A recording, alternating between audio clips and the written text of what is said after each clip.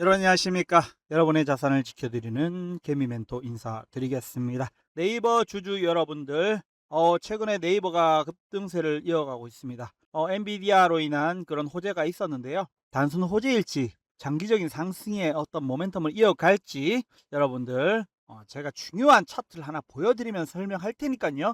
여러분 오늘 방송 끝까지 지켜보시기 바랍니다. 자, 구독과 좋아요 한번 꾹 눌러주시고요. 지금부터 시작해 보겠습니다. 여러분 최근에 엔비디아 이슈로 인해서 주가가 급등을 하고 있습니다. 3연속일 급등하고 지난주 금요일 잠깐 홍보를 하다가 오늘 또 급등을 좀 했습니다. 급등도 거의 7%대 지금 22만 5,500원 급등하고 있네요. 자, 오늘 장을 한번 보면 오늘 장이 뭐 그렇게 좋은 장은 사실 아닙니다만 그럼에도 불구하고 네이버 쪽으로는 자금이 많이 쏠렸죠. 오늘 자금 얼마나 들어왔는지 한번 볼게요. 오늘 거래량도 역대급입니다. 최근 중에 거의 뭐 가장 오늘 매도세가 많이 들어왔습니다. 이렇게 거래량이 많이 터지기 때문에 이렇게 주가도 조금씩 올라갔죠. 근데 이 꼬리가 많이 달렸고 아랫꼬리 좀 짧네요. 그래서 사람들이 계속 조금이라도 더 싸게 살려고 이제 지금 마지막까지 넥스장까지 이어지고 있는 상황입니다. 자, 그런데 이제 최근에 우리가 이렇게 주식이 이렇게 오르는 것들을 보면서 이게 얼마만큼 급등할까? 이제 사람들이 생각하겠죠. 이제 이 엔비디아 이슈 때문에 이만큼 더 급등을 할지, 이만큼 더 급등을 할지 아직은 뭐 잘 모르죠. 사실은 내일도 있고 모레도 있고 계속 봐야 되는데 매수량은 물론 좀 터졌지만 생각보다 주가가 이때의 어떤 파급만큼이나 오늘 안 올랐네요. 이제 내일 얼마나 더 오를지 조금은 오리무중이긴 합니다만 사실은 최근에 이제 네이버 주가가 조금 오름세와 내림세가 좀 방향성을 좀 알기 어려운 정도였던 그런 흐름들을 좀 많이 보여줬어요. 네이버가 올해 6월 9일에도 올랐는데 사실은 이때 오른 것도 다른 어떤 종목 때문에 같이 이제 동반으로 상승한 거고 사실 크게 연관은 없었던 겁니다. 사실은 왜냐하면 계속 좀 안 좋은 흐름을 보이다가 이제 급등을 한 건데 그때 세력들이 많이 들어오다 보니까 이렇게 매수가 몰렸고 그리고 최근에 반도체 업황이 떨어지면서 함께 곤두박질을 쳤죠. 그리고 18만 원까지 떨어졌습니다. 최근에 이제 30만 8천 원까지 오른 거에 비하면 거의 뭐 45% 가까이 떨어졌네요. 자, 그리고 이제 우리가 지금의 그 반등세 지금의 오름세를 보면서 이제 주주 여러분들 좀 기대를 갖고 이제 진입을 또 다시 하려고 하시는 분, 추격 매수하시는 분들, 혹은 이전에 물려셨던 분들 정고점 좀 돌파하지 않을까 기대를 하실 텐데, 자 여러분 우리가 이거 좀 중요한 내용 한번 보고 한번 가야 됩니다. 여러분 지금 예전에 이 엔비디아 젠슨 왕 형님이 LG전자 구광모 회장과 한번 회동을 했습니다. 자, 그때 어떤 일이 있었냐면 그때 주가가 지금의 흐름하고 조금 비슷해요. LG전자가 보십시오. 최근에 6월 2일 날 이때쯤에 구광모 회장하고 회동을 하고 그 뉴스가 터졌어요. 그리고 거래량이 급등을 했습니다. 네? 거래량이 이만큼 올랐어요. 이때부터 거래량이 뛰기 시작하면서 좀 뛰고 이때가 뛰었습니다. 이때는 좀 떨어지기 직전이었는데 이때 물리셔가지고 계속 하락입니다. 46만 7천 원대에서 지금 23만 원대까지 떨어졌어요. 이게 단순하게 엔비디아 회장과 어떤 고강모 회장의 어떤 그 만남 때문에 뭔가 협력을 할 거다라는 어떤 기사, 호재성 기사는 있는데 그게 좀 생각보다 좀 먼 내용이었어요. 먼 이슈였어요. 그래서 주가가 버티지 못하고 계속 떨어졌습니다. 만남의 호재는 있지만 그 만남 이후에 17만 2천 원이네. 그러니까 17만 46만 원까지 올랐다가 46만 원까지 올랐다가 17만 원까지 떨어졌어요. 이게 뭡니까 여러분? 거의 뭐 3배 4배 떨어졌네요. 그죠? 와 정말 많이 너무나 많이 떨어졌고 사실 이게 되게 뼈아픈 순간이죠 이때가. 그런데 여러분 보십시오. 지금 LG전자가 그렇고 네이버도 방금 구광모 네이버도 지금 사실은 지금 엔비디아와 협력을 한다는 기사가 떴습니다. 근데 그 기사가 어떤지 그 기사 때문에 이렇게 뜨고 있는데 과연 그 기사가 정말 지난 LG전자와 좀 다른 건지 아니면 LG전자와 비슷한 어떤 그런 상황을 초래할 건지 한번 볼게요. 여기 이제 뉴스인데요. 네이버 엔비디아 대상 1조 4,809억 규모 유상증자 결정. 이게 뭐냐면은 엔비디아가 네이버에 주식을 1조 4,809억 원치 규모로 내가 살게 주식 좀 더 발행해줘 이런 겁니다. 그러니까 한마디로 엔비디아가 네이버에게 1조 4,800원을 치의 주식을 산 겁니다. 그래서 네이버는 이 자금을 바탕으로 신주 발행가액이 주당 20만 4,500원이고요. 납입일은 오는 10월 30일 때 이제 물량이 더 들어오는데, 이것들을 바탕으로 네이버는 새로운 AI 관련된 투자를 지속할 예정입니다. 이 1조 4,809억 원으로요. 그런데 지난번에 그 구강모 회장과는 조금 다른 차이가 있죠. 구강모 회장의 그거는 차이가 있으니까 신주를 발행한 직접 투자하는 방식이에요. 그때는 직접 투자는 사실 아니었고 LG전자와는 조금 다른 차이가 있다. LG전자와는 좀 다르다. 뭐가 다르냐? 네이버는 젠슨왕이 직접 투자한다. 직접 투자. 왜 직접 투자할까요, 젠슨왕이? 저는 결국은 엔비디아는 그래픽카드 회사잖아요. 그래픽카드 회사. 한계가 있다고 봅니다. 앞으로 그래픽카드 다 팔아먹으면 회사의 미래 먹거리가 없으니까 네이버 같은 회사에 투자하는 거예요, 네이버. 왜냐하면 네이버는 지금 국가가 밀어주잖아요, 국가가. 예? 지금 정부가 밀어줍니다. 정부가 밀어주는 소버린 AI. 그래서 젠슨왕하고 이제 이재명 대통령하고 많이 만났잖아요. 만나면서 이제 이런 정보도 흘리고 같이 하자 해가지고 이제 쌤쌤이 돼가지고 같이 하는 거죠. 미래가 어떻게 될지는 모르겠지만 어떤 뭐 젠슨왕도 뭐 그래픽카드 다 팔면은 재미가 이제 떨어질 수 있으니까 네이버에도 좀 투자하고 그런 형식으로 이제 한번 기회를 찾아보는 거죠. 네. 왜냐하면은 사실 엔비디아가 지금은 시가총액이 뭐 1위고 2위고 그러잖아요.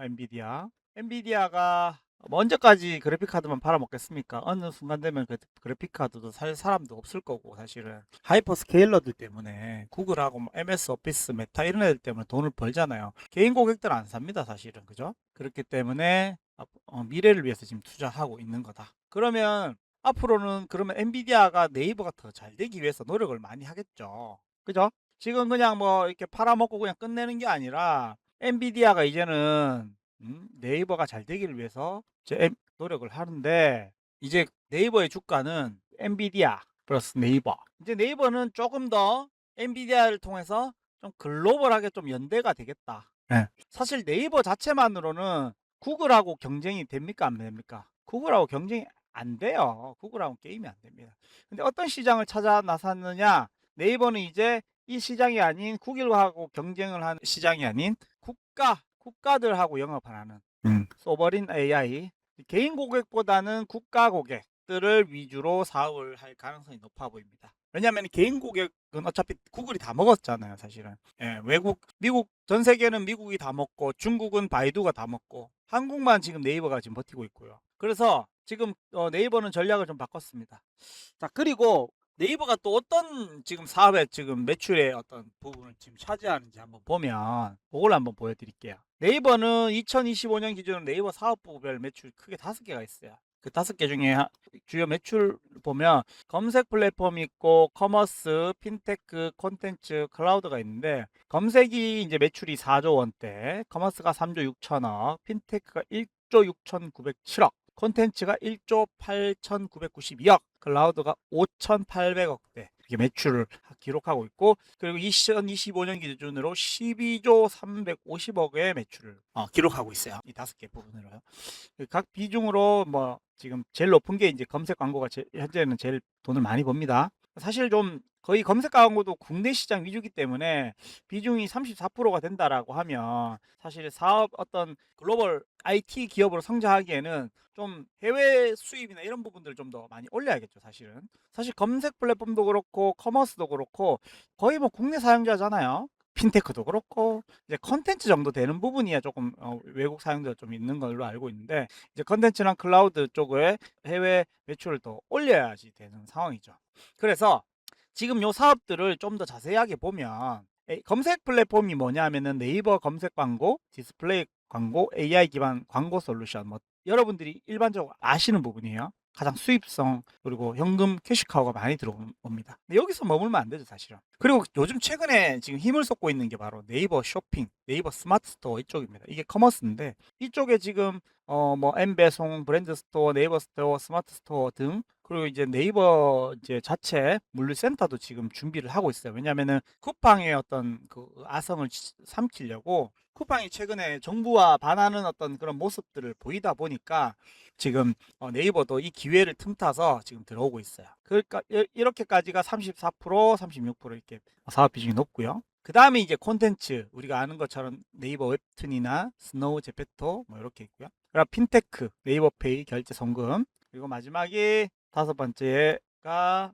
클라우드, 네이버 클라우드 플랫폼, AI 인프라, 기업용 사스, 라인웍스. 사실 이 부분이 좀 더 매출을 키워야 돼요. 지금 4.9%밖에 안 되는데 이번에 만약에 엔비디아 함께 하는 그 투자 금액으로 클라우드 사업에 이제 AI 클라우드로 이제 사업에 박차를 가겠죠. 예. 여기에 필요한 자금이 뭐 1조 원 넘게 지금 수혈이 되고 있죠. 엔비디아로부터. 물론 뭐 1조 원이 우리는 크지만 하이퍼스케일러들은 사실 1조 원 진짜 뭐 구글 얘네들은 뭐 70조, 80조 막 100조 막 이렇게 투자하니까 사실 엔비디아의 기초 체력은 아직까지 많이 작습니다. 그래서 사실 저는 염려되는 부분이 엔비디아가 너무 좀 국내 수준에 너무 이렇게 좀 약하다. 그래서 좀 해외 좀 그런 고객들을 좀 많이 유치해야 되는데 그 부분이 좀 약한데 이제 그게 지금 사실 구글하고 경쟁이 사실 힘들잖아요.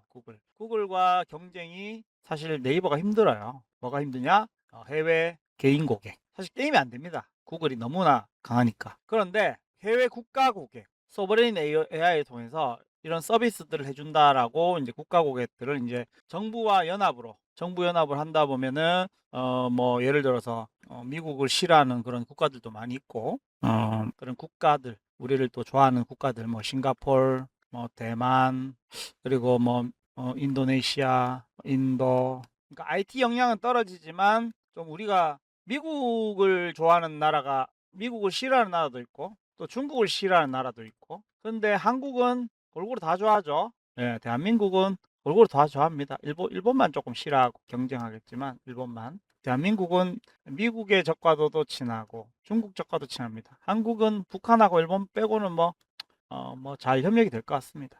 자, 그래서 지금 이제 네이버가 신경 쓰는 부분들이 국가 고객들을 위한 소버린 AI. 미국한테는 자기 국가의 어떤 그런 정보들을 맡기기가 힘들거든요. 또 콧대도 높고 미국 애들은 콧대가 높고 돈도 많이 요구하고 하여튼 막 정보도 달라 그러고 뭐 그런 부분도 있어요. 그래서 미국을 사람들이 다른 나라들이 믿고 나아가진 않겠죠.